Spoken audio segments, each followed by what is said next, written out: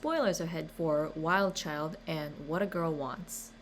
Once there was an era of great movies, namely the early 2000s, when a series of popular comedies we've come to know and love followed a very specific trope. The American teenager goes to England and has a cultural clash with the oh-so-great barriers between these two countries. These now iconic films are part of what I call the Y2K or Millennium teen movies, arguably the best era of teen movies, that birthed classics such as Mean Girls, every Amanda Bynes movie. While I could go on and on about these teen movies in general, I couldn't help noticing my special draw to this trope in particular, found specifically in What a Girl Wants, starring Amanda Bynes, and Wild Child, starring Emma Roberts. And yes, I know there are other films that follow a similar plot trope like The Holiday and Notting Hill, but these are more romantic comedies, and I find these to focus less on the cultural clash between characters as much as the personal differences within these romantic relationships. That being said, I have not watched Notting Hill yet, so I could be totally wrong. But in this video, I want to focus on these two specific movies and how they use the culture clash trope between American and British culture as a tool to convey a coming-of-age story for adolescent characters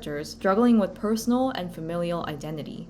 So at first, I asked myself, why do I love these movies so much? Is it just for nostalgia's sake? I mean, I grew up watching them, and I personally enjoy the British-American culture clash trope a lot. But the more I rewatched and thought about these two movies in particular, the more I realized what they have in common besides the stereotypical American teenager meets British culture plotline. Both films are, in a nutshell, coming-of-age stories of young women figuring out their identities during a crucial point of their lives: adolescence. Now, if you watch my Third Culture Kid video, which I'll include the link below, you may remember that a TCK or Third Culture Kid is defined as anyone who experiences or lives in multiple cultures throughout their adolescent years. The part I want to emphasize more in this video is the adolescence. How you spend your formative years matter. Between approximately the ages of 10 to 19, which is yes, over the 18 legal adult age, but it's still considered part of your adolescence, is one of the most crucial times that will shape your personal beliefs, attitudes towards the world, personality. It's also the time of your life, especially toward your late adolescent years, when you'll do the most identity searching. You want to know who you are and how you fit into the world. Some of the most important factors that will determine how this identity is shaped include parenting, home environment, general level of stability, education, and of course, your surrounding culture. Many teenagers who grew up in a monocultural environment experience cultural clashes in an unfamiliar setting for the first time in college or university. It's where you meet people who aren't from your hometown, who have different backgrounds, who grew up with different ideologies and beliefs and education, both at home and school. For some students, it's also their first time encountering people of other racial, ethnic, and cultural backgrounds. Experiencing these differences and potential clashes in college is fairly typical. The white girl is back. But in the two movies we'll be examining, both our main protagonists are teenage girls wrestling with personal identity. In What a Girl Wants, Daphne had just graduated high school and wants to know her father, a British politician and aristocrat named Lord Henry Dashwood. Can you get any more British, by the way? Played by, of course, Colin Firth. This movie honestly just wanted to be as British as possible. Even though her father has, as far as she knows, abandoned her American mother for the very not-so-typical reason of being too American, aka not posh, Daphne still somehow believes that meeting her father will help her figure out who she is, which is a very natural sentiment for a young woman who has never met her father to want to know your family. On the other side, we have Poppy Moore, a born and raised Malibu girl, not a drop of English blood in her veins, but her mom who passed away. Are you starting to see the family issue trend here? Attended boarding school in England. Basically, in the beginning of the movie, she's a spoiled brat who hates the fact that her dad's getting remarried, dumps all of her new stepmom's clothes in the ocean. Her dad says, "That is the final straw," and ships her off to boarding school. My God! Her entry into the British culture clash is, in contrast to Daphne, not by her own will. In fact, she's pretty dead set against fitting in. When the head girl has earned my respect, then I'll shake her hand, biatch. I'm sorry. Apology accepted. Now here's where I should stop and say, are either of these portrayals of Britain really the most accurate? Well, the weather is, kind of. But these are definitely both very specific aspects of the UK, high society in London, a strict boarding school in the country, not necessarily a picture of every kind of life in Britain. No hugs, dear. I'm British. We only show affection to dogs and horses. What? If you want to see some more realistic portrayals of British culture, I suggest you watch British films that aren't from an American perspective.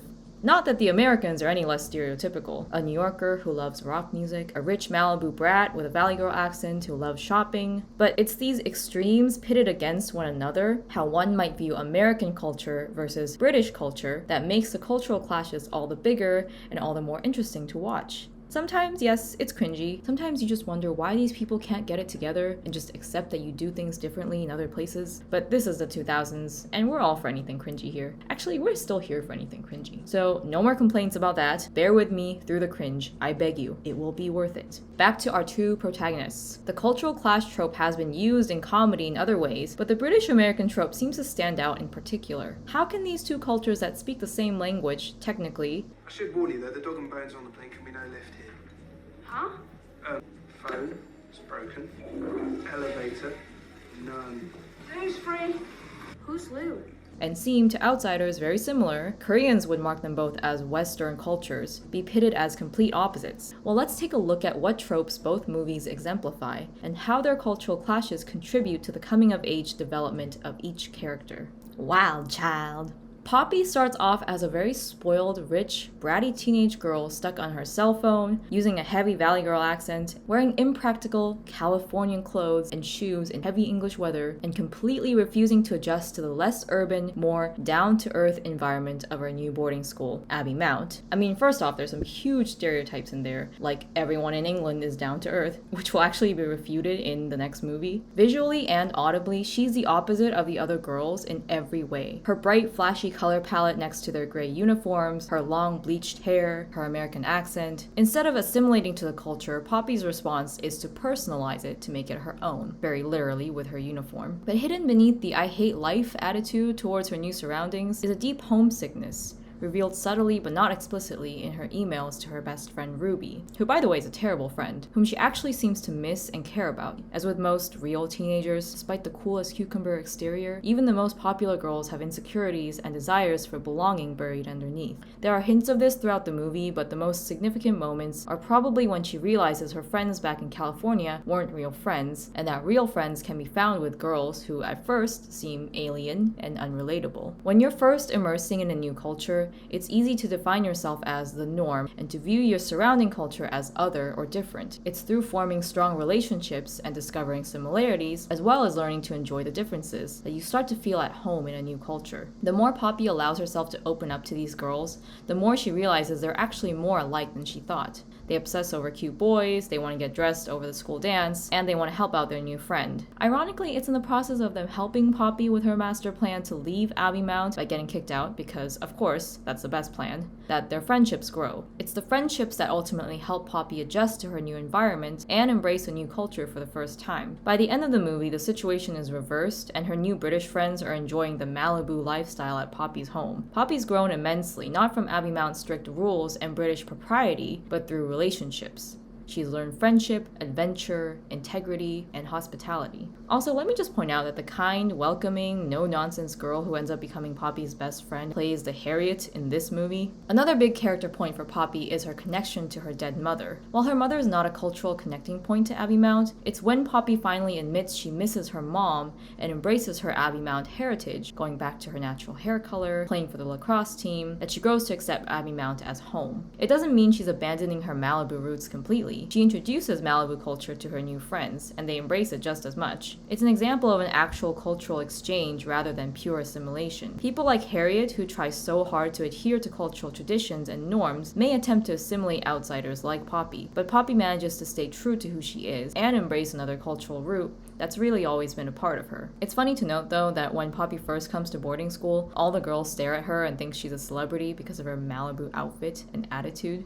I have no idea if this is how people in the UK would actually react. I think Poppy's friends probably give the most realistic response. Curiosity, but not obsession. I'd like to believe people outside the US aren't really as into American culture as American media thinks, but that's just my opinion. What a girl wants. Daphne's story is a bit different. Her identity searching comes directly from having a father, and in turn, a family in the UK. If you don't know the whole story, I'll basically sum up the important parts. Her American mother, Libby, who's also a singer, had a Bedouin, a nomadic Arabic tribe, wedding in Morocco with her father, then Henry Dashwood, in line for the Dashwood line in the House of Lords. The wedding doesn't legally count in their respective countries, so they return to the UK to get married, only to have Henry's father pass away, leaving Henry as a new Lord Dashwood with a lot more responsibilities. This dude named Alistair, who's basically the British Jafar to Henry Sultan, tells Libby that it's best for Henry if she leaves with Daphne, whom Henry doesn't know about, by the way. Then he lies to Henry and says Libby left because she got herself a new man. Highly believable. Also, I guess Henry didn't try to call or chase her to the airport, or he's just really gullible or whatever. But yeah, so Daphne's born, knowing who her father is, except he doesn't even know she exists. Now, let me take a moment to say, just imagine you're a 17-year-old girl flying across the country to tell a British lord that you're his illegitimate daughter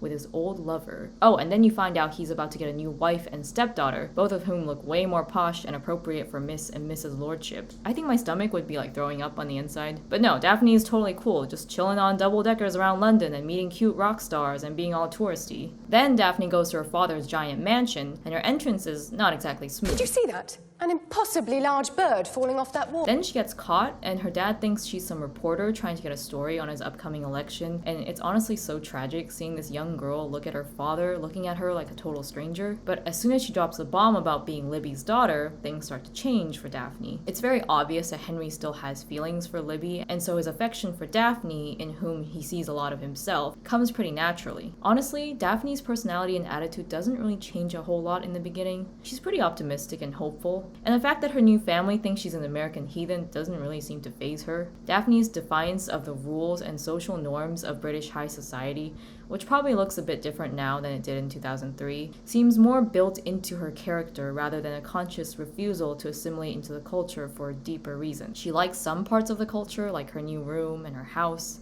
and she's just kind of genuinely enjoying London. At the same time, she's always kind of ready to get wild and reckless and crank up the fun at every dull party. So what tropes do we see here? The wild, crop top and low-rise jeans wearing American teenager, as if teenagers in London outside of this upper-class bubble didn't dress like that. Heavy rock music, as if England didn't birth some of the greatest rock musicians of all time. The suffocated British politician, the stuffy upper-class debutante society, the snobby British stepsister. It is clearer to see the socioeconomic hierarchy and distinction in the UK in this film than in Wild Child, where they mostly just stayed in one place. We see at this point in history that aristocracies and peasantry, according to this dude, does actually exist. We also see the very stereotypical Americans aren't refined trope that's very Princess Diaries-esque. The only thing we know about her is that she's an American teenager.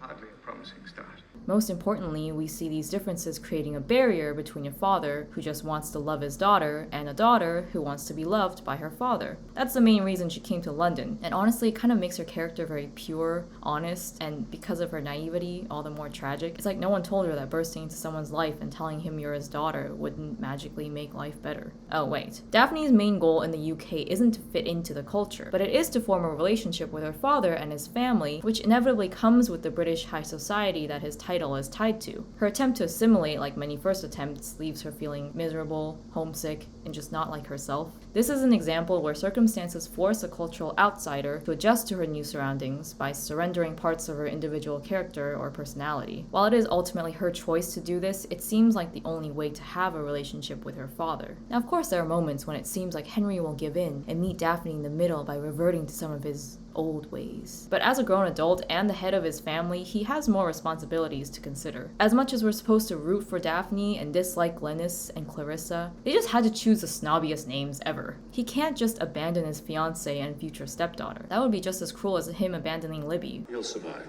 Which he didn't do. He didn't even know about Daphne, for goodness sakes. Can you tell who I mostly blame for this situation? Now, as a father, of course, the responsible thing to do is to care for your daughter, but it would be unfair to ask him to leave behind his whole life and start a new one with a daughter he's only known for a few months without at least sorting out some of his responsibilities first. Now, Daphne is, of course, still very young, doesn't fully understand all this, nor does she realize when she sees Henry dancing with Clarissa that it's all due to Glenys and Alistair's manipulation, not Henry's rejection of her.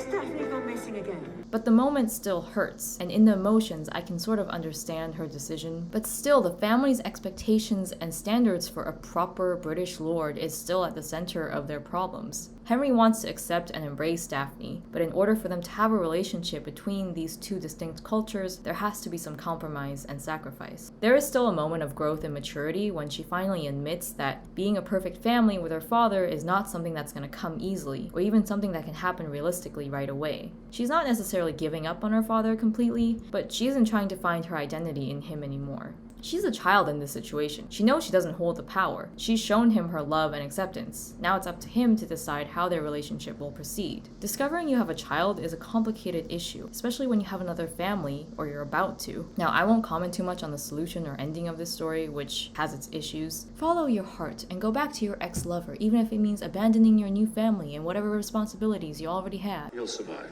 It's also sad that British high society is depicted in this way, where it seems like there's absolutely no room for flexibility or simply differences in culture. I don't know if the rules were different back then, but if royals can marry peasants now, surely a lord who isn't even a lord anymore You first suggested giving up your seat in the House of Lords. can marry an American and enjoy rock music, right?